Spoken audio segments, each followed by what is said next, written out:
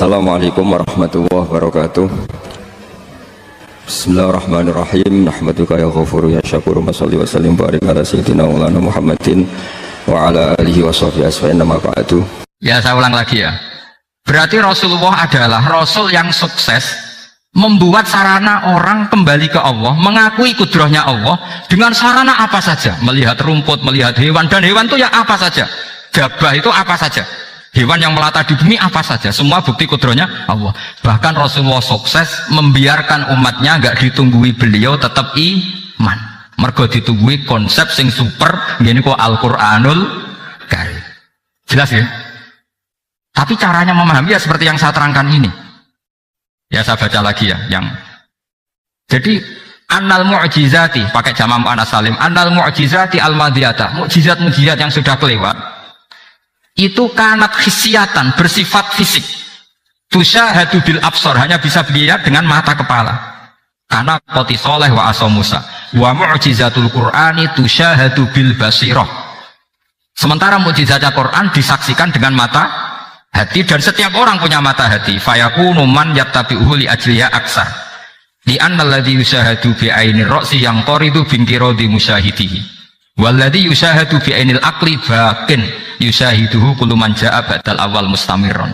Sesuatu yang dilihat dengan mata kepala, setelah para saksi ini meninggal, maka setelahnya mencari-cari, bisa percaya bisa enggak. Tapi mukjizat yang disaksikan mata hati, siapapun percaya dan sampai ila yaumil kiamat. Dan tentu Quran lebih unggul dalam hal ini, dan insya Allah kita semua adalah ahli Quran, yaitu harus punya kesimpulan falamma tabayyana lahu qala a'lamu annallaha ala kulli syai'in qadir. Sebagian ayat walita a'lamu annallaha ala kulli syai'in qadir wa annallaha qad ahata bi kulli syai'in ilma. Itu kenapa mukjizat Al-Qur'an dasar. Itu yang gampang-gampang ya, melihat nyamuk, unta, kerbau itu yang gampang. Anda tak naikkan kelas sedikit menjadi agak ilmiah. Misalnya begini, kamu ahli falak. Misalnya kayak Batu Rehan ya. Itu pasti tahu kalau matahari dan rembulan dibikin Allah itu asyamsu wal qamaru bi husban, bahwa matahari dan rembulan dibikin ini untuk hisab. Walladzi ja'ala syamsa diya wal qamara nuran wa qaddarahu manazila li ta'lamu 'adada sinina wal hisab. Sehingga ketika ternyata betul samsiah bisa dihitung menjadi tahun samsiah, yang oleh bahasa milenial disebut Masihiyah. Sayyidina Umar agak tersinggung. Sebetulnya yang namanya hisab itu tidak ada hubungannya dengan Masehi dan Hijriyah, itu nggak ada. Semua berdasar matahari atau apa? Rembulan. Lah sialnya yang samsiah ini oleh bahasa internasional disebut apa? Masehiyah. Makanya Sayyidina Umar marah terus bilang ya sudah kalau gitu Qamariyah bikin apa? Hijriyah. Jadi itu sebenarnya nama politik. Sebetulnya kalau objektif yang jadi ukuran ya samsiah sama Qamariyah. Berhubung ini sudah diambil tetangga partai sebelah, akhirnya ya kira-kira gitu. Jadi kira-kira seperti itu. Akhirnya kita namanya apa? Hijriyah, apa samsiah sama apa? Hijriyah. Sebetulnya yang asli ya samsiah, Qamariyah. Tapi nggak apa-apa lah. Dunia itu pasti ada politiknya. Lah yang repot orang-orang fanatik hukum pakai bahasa nasional, itu repot. Jadi misalnya kematian Yesus Kristus itu mesti Batu Rehan kan nggak percaya. Akhirnya ditambahi kematian Sibeh. Karena kalau bilang iya kan percaya, makanya ditambahi apa? Sibeh. Karena menurut orang Islam berkeyakinan Nabi Isa itu nggak terbunuh, maka ditambahi apa? Sibeh. Saya dulu pernah usul, karena beliau itu kalau manggil bahasa itu bude, jadi saya pernah sowan usul. Mbak ditulis gini saja, Mbak. Kematian Yesus dalam kurung katanya. Tapi mungkin terlalu vulgar ya, jadi akhirnya dibikin apa? Sibeh. Di kalender kudus kan apa? Sibeh ya, ditambahi Sibeh. Ya nggak apa-apa lah, yang penting keyakinannya masih benar gitu, jadi masih benar. Kalau usulan saya terlalu ekstrim, kasih apa? Ya karena memang begitu kan, kita berkeyakinan Nabi Isa itu gak terbunuh. Wa ma qataluhu wa ma sholabuhu walakin syubbiha lahu. Jadi ini saya teruskan ya. Ini paling masih seperempat jam ini. Kalau kelamaan sampai dolim itu ganggu kiai lama-lama itu. Saya tadi sudah bilang sama panitia, orang Indonesia itu gak sopan. Kalau suka kiai itu dijatangkan, itu agak masalah sebetulnya. Dalam etika itu masalah. Kalau seneng kiai ya sowan ngaji, jangan sowan di dalam, itu ganggu ya, sowan ngaji saja. Dulu Imam Malik itu anaknya raja itu, Imam Malik itu seangkatan dengan Harun ar-Rasyid. Makanya jangan berharap kalau saya gampang diundang. Bukan karena saya sombong, memang etikanya seperti itu.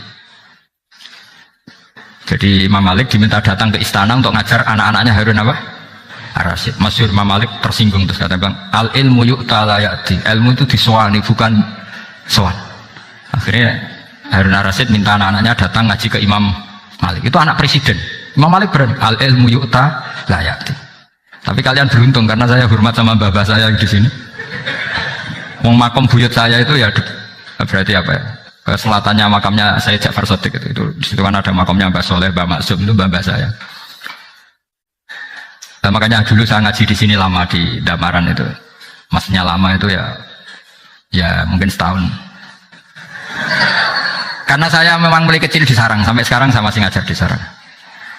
Tapi dulu cukup ya, karena saya kesini sudah hafal Quran, jadi hanya setor setiap hari satu juz, jadi cepat lah.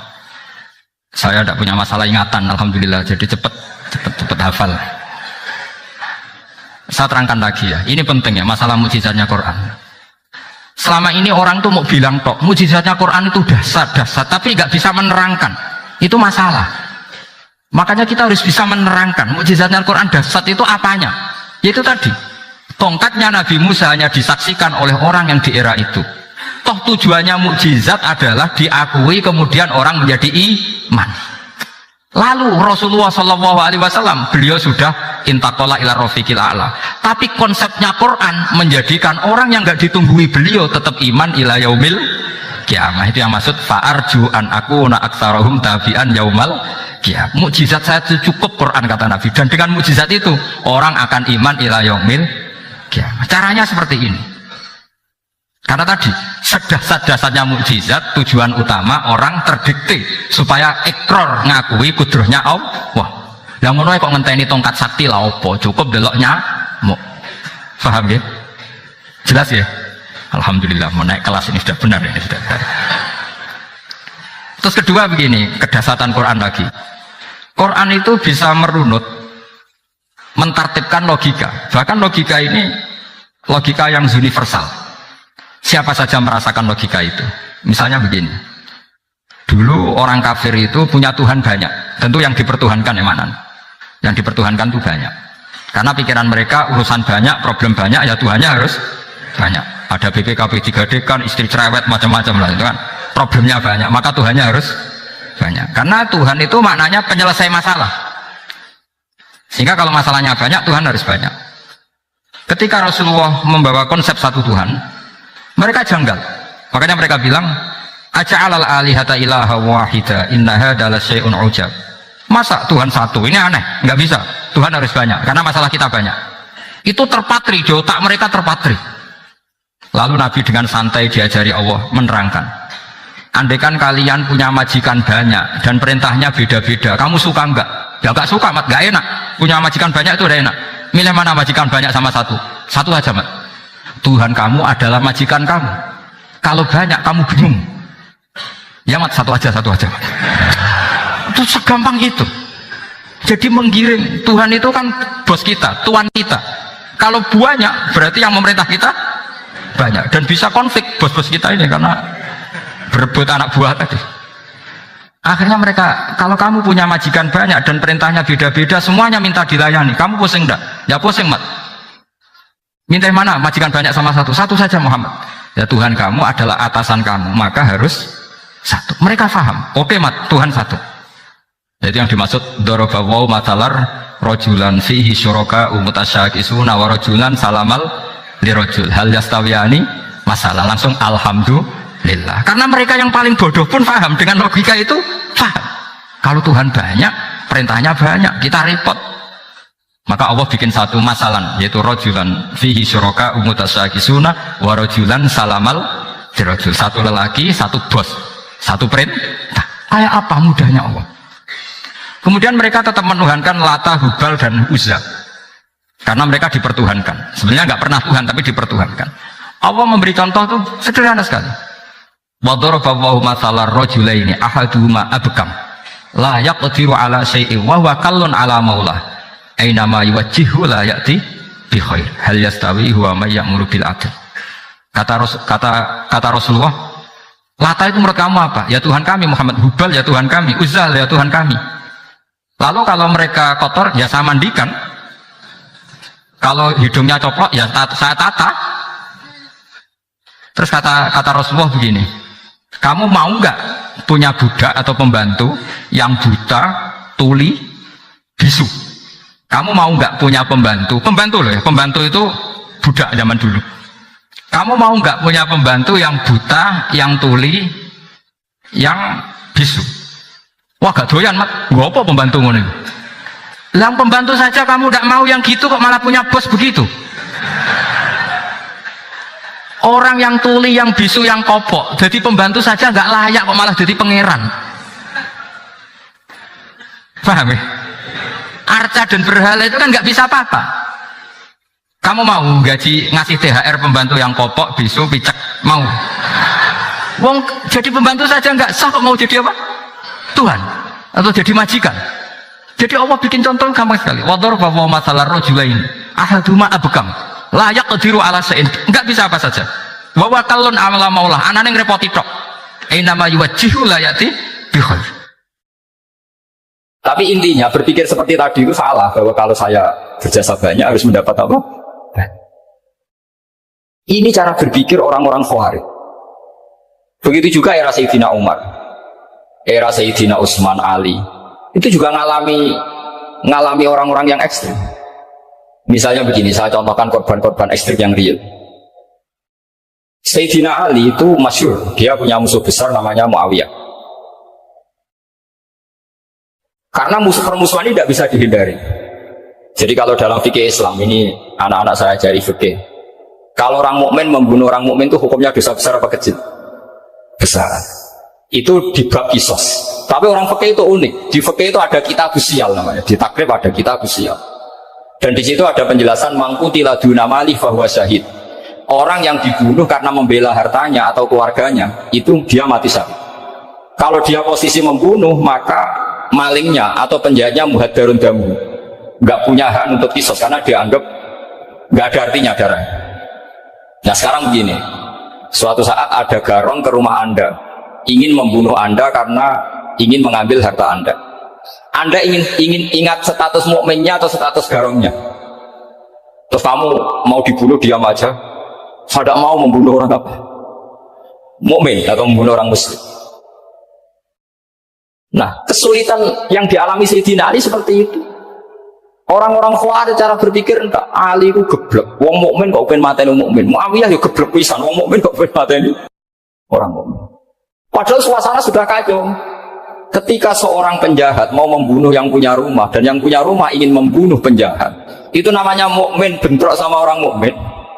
Apa orang benar sahibul hak ingin mempertahankan haknya? Tidak sampai saya tanya.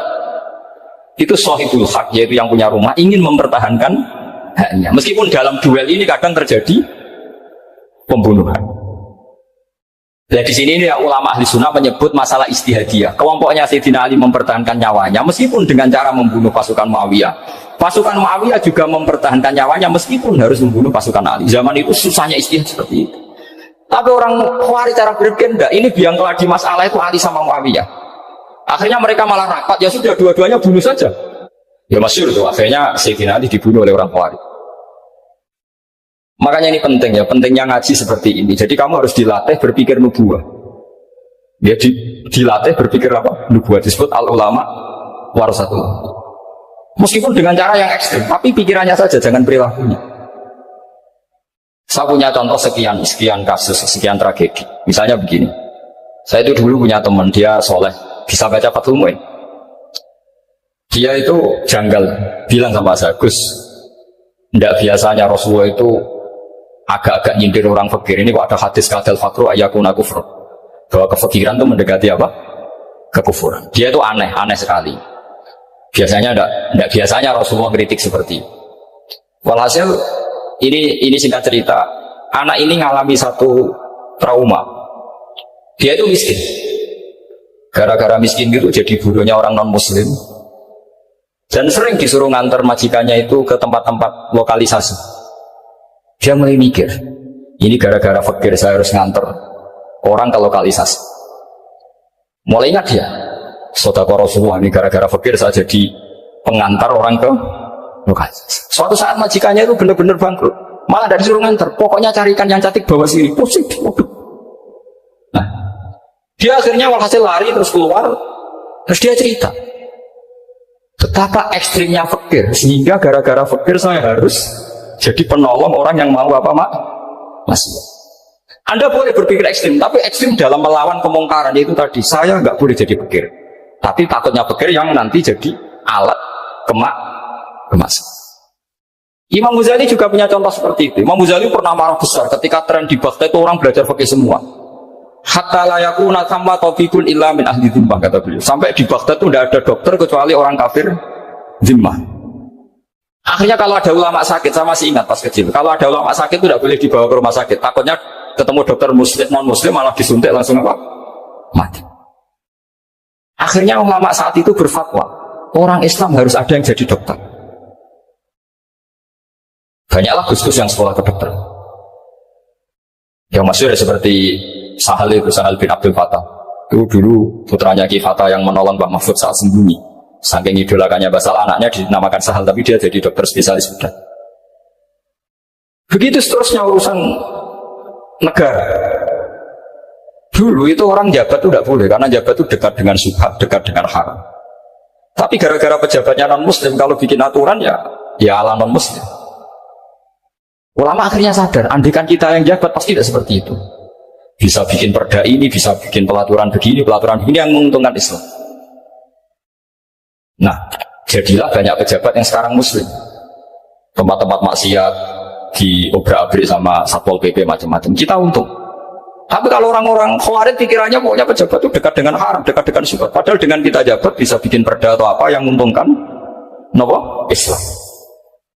Kemudian jadi masalah baru secara fikih. Ini adik-adik dengerin biar kulino senam fikih. Kalau caleg soleh, misalnya Mas Nadif nyalek, ini tadi tak guyon, mau jadi bupati tidak kali ya, mau saya dukung. Jadi misalnya gini ya, Zaid sama Bakar, saya Bakar itu orang soleh, mau jadi calon lurah. Dia tahu kalau dia lurahnya kampung lebih baik. Kalau yang jadi ini Zaid, itu kampung itu rusak karena dia suka dugem, suka macam-macam. Kemudian Zaid ini pasti jadi karena beli suara. Misalnya per kepala itu dibeli 50.000.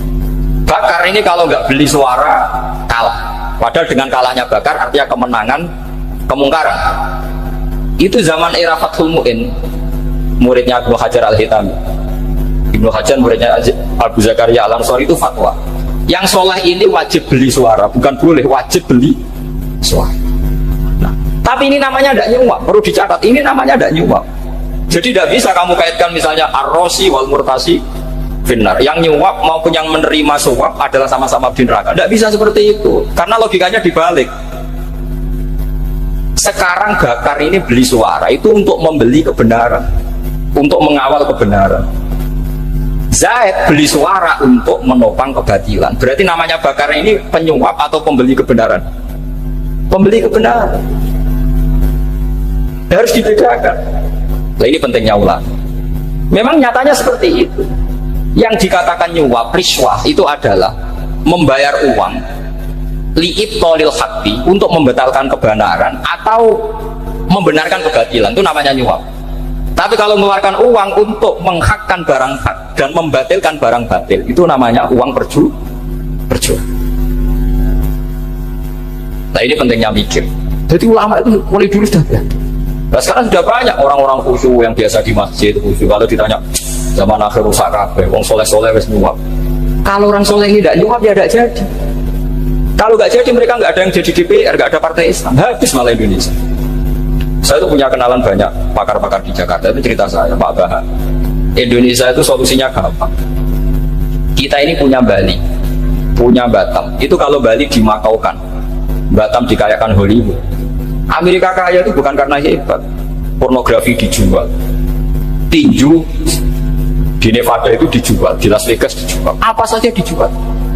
Kalau tidak kaya itu gimana? Sementara Indonesia mau aur-auran gitu sukan partai Islam. Sebenarnya Indonesia gampang, kalau ingin kaya Bali itu dikayakan Hollywood atau dikalahkan Macau jadi kota judi, Batam dijadikan kaya Las Vegas. Itu transaksinya pasti triliunan. Orang kamar wong muda dijual, judi dijual, orang tinju dijual. Tapi gara-gara ada partai Islam, nyari rumus solusi ekonomi itu yang tidak seperti itu. Akhirnya kangelan, ya akhirnya rapati suka. Tapi barokah tetap barokah partai apa? Yang menangnya caleg-calegnya rata-rata ya beli. Kalau udah beli habis. Saya bukan menghalalkan nyuap, enggak. Kalau nyuap tetap haram ila yaumil qiyamah. Tapi kalau suratul masalah seperti ini kamu mengatakan suap, itu beda. Ini suratul masalah yang tidak ada kaitannya dengan suap. Asal lawannya batil, kecuali lawannya sama-sama hak. Dua calon di kampung itu soleh sama soleh. Ini yang soleh bayar nggak boleh, karena siapapun yang jadi soleh itu tidak boleh. Makanya kalau cari musuh yang dolim biar halal ya. Iya, saya pernah ditanya seorang dosen, Gus, saya ini kalau baca sejarah perang Badar atau perang Uhud, yang saya tidak terima itu satu. Kenapa setiap ghanimah harta orang kafir dan istrinya orang kafir kok disita orang Islam, dan yang perempuan jadi amat, kemudian juga digauli orang Islam, yang hartanya orang kafir juga jadi asetnya orang Islam, kok kayak garong? Dia tanya seperti itu sama saya. Terus saya jawab, kalau sampean ada garong dan kemudian bawa senpi senjata api, kemudian garong Anda, penjahat Anda lumpuhkan, ya senpi itu harus Anda kembalikan. Monggo penjahat ini kagungan jenengan beto wangsul, karena ada milik Anda, harus dikembalikan. Wah, tidak bisa Bapak, kalau saya kembalikan pasti dipakai jahat lagi, dipakai kriminal lagi. Ya sama, kalau asetnya orang kafir dikembalikan ke orang kafir akan menjadi aset kekafiran lagi untuk menghancurkan kita. Nah, perempuan juga sama. Perempuan itu alat produksi. Jika perempuan tadi dikembalikan ke orang kafir, maka kamu menolong populasi orang kafir. Ya seperti itu. Paham? Makanya disita dalam perang ya, tapi dalam perang yang legal. Nah itulah kenapa amat halal. Makanya di Quran itu illa ala azwajihim aw ma malakat aiman. Paling enggak itu masih ada ulama atau pemikir atau ustadz siapa saja yang bisa memahami logika apa? Islam. Nanti kalau ulama ini sudah meninggal, orang akan mencibir Islam dengan cara mengatakan Islam itu jahat, yaitu menyita hartanya orang kafir dan istrinya orang kafir setiap kali terjadi perang. Karena pemikiran ini pasti sama-sama kutubnya sama-sama ekstrim. Jadi ini penting saya katakan. Makanya masyhur itu perdebatan Sayyidina Ali dan Muawiyah. Ini saya kutip sedikit. Ini ya sama-sama berpikir ekstrim, tapi ekstrim yang baik. Walhasil dalam satu kerja bakti di Masjid Kuba, itu ada sahabat namanya Ammar. Ini di depan umum, ini penting. Kalau dalam ilmu hadis di depan umum ini penting, karena nanti menjadi mutawatir. Beda dengan hadis yang Nabi ngendikan sama 1-2 sahabat, namanya hadis ahadi. Di depan umum Nabi guyon gini sama Ammar, ya Ammar waihak atuluka alfiatul baghiyah. Ammar, kamu ini nasib kamu itu agak sial. Karena nanti yang membunuh kamu itu kelompok yang tidak benar. Alfiatul baghiyah itu kelompok yang tidak benar. Itu disaksikan sekian sahabat. Walhasil suatu saat Ammar ini ikut perang dan ikut pasukannya Ali dan terbunuh oleh pasukannya Muawiyah. Seneng Ali. Walhasil Ammar ditemuin sama ya Muawiyah. Al-ana dhuhara bi anna fi'ati haqqun wa fi'ataka baghiyah. Sekarang kelihatan siapa yang benar. Saya yang benar, kamu yang salah. Kenapa? Karena Ammar kelompokku dan terbunuh oleh kelompok kamu. Padahal kata Rasulullah yang membunuh Ammar adalah kelompok yang salah. Tapi Muawiyah pintar sekali, dia jawabnya gini, laula kama kutila Ammar. Ammar terbunuh karena bela-belain kamu. Kalau kamu tidak nyuruh dia perang juga gak terbunuh kan? Jadi kamu ikut andil terbunuhnya siapa? Ammar. Tapi apa kata Sayyidina Ali? Idzan qatala Rasulullah Hamzah. Kalau teori itu Anda pakai, Rasulullah pun membunuh Hamzah. Sekarang Hamzah perang karena suruhan siapa? Rasulullah. Yang membunuh Hamzah siapa? Wahsy. Kalau teori itu Anda pakai, berarti Rasulullah pun membunuh Hamzah. Terus fasa kata Muawiyah diam. Jadi fikih pun itu diputuskan lewat pikiran ekstrim. Tapi bukan ekstrim yang merugikan orang lain. Ya, kalau merugikan orang lain namanya sudah la darara wa la dirar, dia menyalahi aturan itu. Makanya saya pernah ngaji di sini dulu ketika tahun kemarin. Fikih-fikih Islam itu punya rumus, itu ya gara-gara pikiran ekstrim sebetulnya. Saya pernah nyontohkan adalah orang itu kalau sholat jenazah itu mayitnya di depan. Itu ulama fikih tidak ada yang punya alasan. Mau hanya bilang gini, hakadha wajadna salafan wa khulafan. Mulai dulu kalau nyolati mayit ya jenazahnya di depan. Ya hanya gitu saja, tidak punya alasan. Makanya ulama lain mengatakan tidak apa-apa jenazah di belakang, yang sholat di depan. Kenapa? Fa innaha laysat bimanzilatil imam. Memangnya jenazah imam harus di depan. Itu ya tidak ada yang bisa bantah. Bagaimana mungkin harus di depan? Oh enggak, imam harus. Yang harus di depan itu imam. Jenazah itu imam apa enggak? Enggak. Terus alasan kedua, sholat ghaib. Kalau ada orang mati di Surabaya, Mas Nadib di sini, sholat ghaib boleh enggak? Boleh. Jenazahnya di depan apa belakang? Di belakang kan? Berarti ya harus enggak jenazah di depan? Ya dia mau ngakeh yang jelas kalau itu. Lah ini contoh-contoh kecil. Nah orang Khawarij itu orang yang paling nggak mau menerima otak-atik seperti itu. Akhirnya jadi goblok bareng tadi. Ya makanya Rasulullah pun jadi korbannya Khawarij. Muhammad kamu harus adil. Karena pikiran mereka adil itu yang memberi banyak ya dapat banyak. Kalau pikiran nubuah tidak seperti itu. Kalau yang biasa memberi, biasa heroik, biasa baik ya biar tetap biasa memberi. Jangan dilatih jadi apa? Fasih. Ini mungkin adik-adik juga agak keberatan, tapi harus dilatih. Makanya saya itu jadi kiai itu yang mulai kecil anaknya kiai, putu kiai, saya itu yang mulang itu senang. Saya nggak pernah terlintas dikasih santri atau dihormati ya enggak. Mungkin sampai mati agak terlintas. Ya pikiran saya sederhana. Biasa mulang pahlawan malah sekarang pasien itu malah kayak cemen, kayak turun kelas gitu. Jadi saya terus ya enggak kepikiran sama sekali. Loh kalau saya minta sama Allah karena itu atasan saya. Makanya ada ulama yang ekstrem ini kisah nyata. Ada ulama alim datang ke seorang raja. Rajanya ini soleh padahal. Ternyata pas raja itu berdoa, ya Allah saya kasih ini kasih ini. Padahal ulama tadi itu mau mengajukan proposal, mau minta apa gitu. Terus dia pulang, ketika ditanya, Pak Kiai kenapa pulang? Ternyata raja itu minta zat yang sama yang saya mintai. Kalau raja saja masih minta ngapain saya minta raja? Saya akan minta zat yang dimintai raja. Terus pulang dia. Oh, itu ya pikiran ekstrim, tapi bagus ekstrimnya. Saya akan minta zat yang dimintai raja. Kalau sama kan enggak, uteknya saya les, sholat dintaini, tetap jalo. Oh, orang mikir seperti itu. Memang salah didik, salah itu tadi. Nah, ini harus dilatih. Masyhur itu ketika Nabi pas Fathu Makkah itu, orang-orang Ansor komentari Nabi gini, ketika Nabi sangat happy di Mekah, sangat enjoy di Mekah, kata orang-orang Ansor, amar rojul fa'adroka durok fatun fi ahli wa fatun fi asyirati. Namanya orang pasti happy kalau di kampung halaman. Jangan-jangan Rasulullah itu nanti hidup di Mekah lagi, karena Mekah sudah dikuasai orang Islam. Beliau pasti kangen sama keluarga, sama Mekah. Tapi ya sama, ketika Rasulullah mulai ngasih itu, orang-orang Quraisy dikasih banyak, orang Ansor juga pikirannya seperti itu. Baru orang Ansor dilatih pikiran nubuwah, yaitu tadi. Mereka itu dapat kambing, dapat sapi, terus pulang. Kamu mendapat saya, milih mana? Milih Rasulullah Shallallahu Alaihi Wasallam. Sekarang kamu saya balik. Kamu punya kiai, kamu bisa memberi hadiah, memberi beliau. Suatu saat kiai Anda ini kaya raya, terus sering ngasih orang-orang yang nggak pernah berjasa. Kamu nggak pernah dikasih. Itu kalau pakai pikiran Khawarij, kiai ini salah karena ngasih orang yang tidak berjasa. Tapi kalau kamu pakai pikiran nubuah, enggak. Alhamdulillah saya tetap istiqomah memberi kiai itu. Dan alhamdulillah nggak dibalas. Semoga balasannya di akhirat. Ya sudah seperti itu.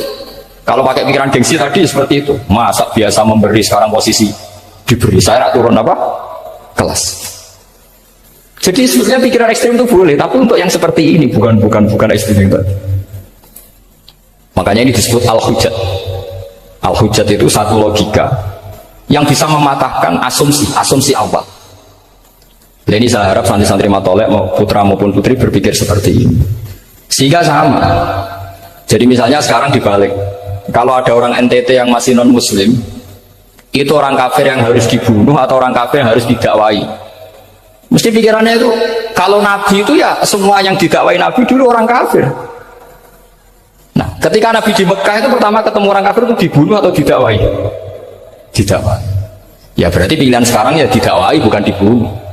Nah soal perang itu beda dengan membunuh. Ada janjinya, ada macam-macamnya, terus nggak ada solusi, itu baru ada apa? Perang. Jadi kalau sudah dibalik-balik gitu, makanya kata ulama-ulama, Khawarij itu pasti salah. Pasti salahnya adalah kalau orang nggak benar ya dibenarkan, bukan dibunuh. Kalau setiap orang kafir dibunuh, Nabi kapan jadi nabinya? Karena orang kafir habis. Jadi metode bil hikmati ada, metode hasanah ada, karena orang kafirnya sudah apa? Mati. Terus pertanyaan kedua, kalau Nabi harus ekstrim ngapain? Yang ngawal Jibril, Israel lebih efektif. Jadi kalau sama-sama ingin ekstrim, Nabi itu nggak usah dikawal Jibril, kan tidak efektif kan? Harusnya yang ngawal itu siapa? Israel. Kan nggak repot. Nah, jadi saya mohon ini saya cerita. Jadi korban pikiran ekstrim itu bukan siapa-siapa. Pertama itu Rasulullah. Akhirnya Rasulullah menjelaskan, ya beginilah cara berpikir nubuwah. Jadi saya kira demikian. Nanti mungkin kalau ada tanya-tanya, ada pertanyaan. Yang jelas kalau seputar ekstremitas itu bisa latihan. Sebenarnya bisa latihan di fikih. Karena fikih ini cerminan dari pikiran ulama. Ya, cerminan dari pikiran apa? Ulama yang tidak tekstual. Ya, seperti gini ya. Tasaddaqa Rasulullah so'an min tamrin au so'an min aqidin. Ketika zakat fitrah itu Rasulullah mengeluarkan satu sok tamar. Tamar itu kurma. Kalau menurut tekstual berarti zakat fitrah harus pakai kurma. Tapi semua ulama sedunia mengatakan kuti ahli balad. Hanya dalam konteks Indonesia ya pakai apa? Beras. Berarti kata tamar diganti kot. Diganti apa? Kot. Jadi orang itu jangan diajak goblok bareng. Masa Nabi ngendikan tamar harus apa? Makanya saya pernah debat, Bapak Nabi itu cingkrang, kenapa orang-orang itu rata-rata tidak cingkrang? Saya bilang, Nabi itu hidupnya di Mekah, kenapa Anda hidup di Indonesia? Iya, Nabi itu hidupnya di Mekah. Terus saya tanya lagi, Nabi itu hafal Quran, kamu udah hafal? Saya hafal Quran, kalau cingkrang gampang, karek ngetok. Iya, kalau ada sunnah Rasul, Nabi hafal Quran, enggak? Hafal kan? Berarti kalau ikut sunnah Rasul, hafal Quran. Jangan cingkrak kok, ya hafal apa? Ya sama poligami juga gitu yang tadi diceritakan Mas Nadif itu. Nabi itu poligami setelah Khadijah meninggal. Apa mereka mau nunggu istri pertama meninggal? Kalau ingin persis loh, kalau ingin persis nunggu istri pertama meninggal. Ayo. Tidak mau juga kan? Ya biasa saja. Pokoknya yang dihalalkan syariat ya kita bilang halal, yang diharamkan kita bilang apa? Tidak usah sok si sunnah Rasul. Saya punya banyak cerita. Abu Bakar itu dulu sering menghindari sunnah Rasul. Dulu Rasulullah itu kalau ada orang minta ya dikasih. Ketika era Abu Bakar bikin Baitul Mal. Ketika ditanya ini zaman Rasulullah tidak ada. Kata Abu Bakar, huwa Rasulullah. Beliau itu Rasulullah. Bahwa nggak di manage ya negara tertib. Umar bikin pasukan. Pasukan itu diangkat negara. Kalau dulu zaman Nabi yang ikut perang bahaya, yang tidak perang namanya munafik. Era Umar enggak, militer itu ditunjuk. Ya digaji pakai Diwanul Murtaziqah. Ketika ditanya kenapa ada kayak Rasulullah, huwa Rasulullah, mbok tidak tertib pun tetap negara stabil. Karena ada karismanya.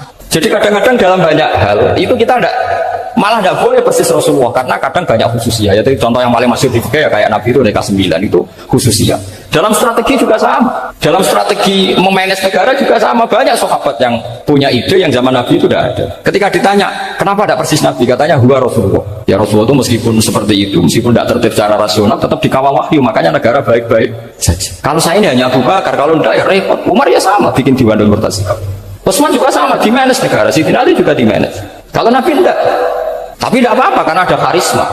Sampai tak cerita nih masalah zakat yang masyhur. Orang paling bakhil sekalipun, paling kikir sekalipun itu zaman Rasulullah bayar zakat. Karena pikirannya setelah zakat dikasihkan Rasulullah mendoakan. Khudz min amwalihim shadaqatan tutahhiruhum wa tuzakkihim biha wa sholli 'alaihim. Inna sholata sakanul lahum. Era Abu Bakar enggak. Sorry ya Abu Bakar dulu kita zakat sama Rasulullah karena didoakan beliau. Kamu hanya Abu Bakar, saya tidak mau zakat. Ya sama lah seperti orang dipimpin ulama-ulama karismatik, orang dipimpin Badrullah itu tidak usah metai, santri sudah nurut. Dipimpin Usman Nazif, tidak bikin pelaturan, habis pondok. Kalau tidak ngancam, nggak gini, ditakzir, nggak gini, habis. Zaman Badrullah dia hemtok santri wedi. Mas Nazif dia hemtok, nggak ada. Nah, makanya Rasulullah itu tidak banyak bikin pelaturan. Rasulullah itu kalau mau perang itu hanya bilang sahabat, saya besok ditantang Abu Sufyan di sini. Saya mau perang. Oh itu sahabat ikut semua. Orang melihat wajahnya, melihat karismanya sudah tertarik ingin menyelamatkan beliau. Kita tidak akan ridho Rasulullah keluar sendiri. Kalau Abu Bakar yang tidak. Pertama Abu Bakar pidato sudah sopan. Saya memimpin kamu. Ini qatwul litu walas tuh khairikum. Saya ini memimpin kamu, tapi bukan berarti saya yang terbaik. Jika saya benar maka dukunglah. Kalau salah ingatkan. Itu pertama orang-orang bilang apa? Fawwah la uqiman naka bisef. Nanti kalau Anda salah tak ingatkan pakai pedang. Ya karena hanya Abu Bakar, bukan Rasul. Jika diatur lain ada militer, ada pengawal, ada Baitul Mal. Era Umar lebih modern lagi, ada Diwanul Murtazikoh, ada macam-macam. Ya Rasulullah nggak ada. Nah sekarang orang sidik-sidik muni sunnah Rasul. Padahal ada sunnah Rasul yang khasnya Rasulullah sebagai nubuwah. Ya khasnya Rasulullah sebagai apa? Nubuwah. Coba Nabi itu istrinya 9. Semuanya cerita tentang tahajudnya Nabi, witirnya Nabi. Apa kira-kira Mas Nadif kalau punya istri 4 ceritanya tentang tahajudnya Mas Nadif? Kan enggak. Nah, jadi saya mohon, sebetulnya pikiran-pikiran ekstrim itu karena enggak mau belajar. Enggak mau belajar. Kalau mau belajar itu, kata Imam Ghazali itu dalam kitab Imla, Al-Imla fi Iskalatil Ihya itu, fal ma'ani awsa'u minal ibar. Yang namanya ma'ani itu awsa'u apa? Minal ibar. Jadi yang fal ma'ani awsa'u minal ibar. Jadi yang namanya makna itu lebih luas minal apa? Ibar. Nah, ini contoh yang paling nyata ya Sayyidina Ali. Ketika Sayyidina Ali perang sama Muawiyah, itu Sayyidina Ali bilang sebaiknya Muawiyah kirim delegasi mediator. Saya juga kirim mediator. Terus orang-orang Khawarij karena tadi tekstual. Mahada ya Ali. Ini apa ya Ali? Lam yujad fi kitabillah. Aturan mediator itu tidak ada di Quran. Bahwa kalau kita perang harus ada mediator itu tidak ada. Terus Sayyidina Ali baca ayat wa in khiftum shiqaqa bainihima faqasu hakaman min ahli wa hakaman min ahliya. Jika lelaki dan perempuan suami istri terjadi shiqaq, terjadi konflik, maka suami kirim satu mediator, yang pihak perempuan juga kirim mediator. Terus Sayyidina Ali ngendikan wa amru Muhammad a'zamu min amri rajulin wa imra'atin. Urusan umat Muhammad lebih serius ketimbang urusan hanya sekedar suami dan istri. Maka kita butuh hakam, butuh mediator. Baru 4.000 orang Khawarij tobat mengikuti pikirannya Sayyidina Ali yang tidak tekstual. Sama seperti zaman Rasulullah. Ketika Rasulullah mau perang Badar, saya ini mau perang Badar kata Rasulullah. Musuh saya itu 1.000 lebih. Kalian hanya 313. Apa kita teruskan? Itu sahabat langsung bilang gini, saya itu hafal teksnya. Idzan lanaqulu laka kama qalat banu Israil fathab anta wa rabbuka faqatila inna hauna qa'idun walakin idhab anta faqatila inna ma'akum muqatilun. Ini kelihatan sekali bahwa para sahabat sudah tidak tekstual. Orang-orang Bani Israel ketika melihat Musa katanya sakti dan orang dekat Allah, itu cara berpikir orang Bani Israel gini. Walhasil ada perintah supaya Musa itu merangi kaum Jabarin. Orang Jabarin ini gagah-gagah, pikirannya orang Bani Israel. Musa kami itu sakti dekat Allah, ya sudahlah sama Allah saja sana, tak tunggu di rumah kabarnya. Itu kan sama dengan santri semedit, rohya ini juga, aku juga terasa tak pikirkan seperti itu. Ya sama seperti itu, Nabi itu kekasih Allah, mesti perang menang, terasa tak ewangi mesti menang. Fathab anta wa rabbuka faqatila inna hauna qa'idun. Ya sudah, kamu berangkat saja sama Tuhan, tak tunggu di rumah. Tapi apa kata para sahabat Ansor ketika Nabi minta supaya mereka dukung di perang Badar? Langsung bilang, idzan la naqulu laka kama qalat banu Israil. Kita tidak akan bermental kayak Bani Israil. Ini tekstual apa enggak? Mereka punya mafhum, punya pikiran. Cara Mas Nanti punya kreatif. Bahwa ini mental yang bejat, kita tidak akan meniru seperti itu. Itu sahabat. Jadi dulu sahabat itu makna di Quran juga ada tekstual. Jadi bisa memahami. Nah sekarang orang memaksa semuanya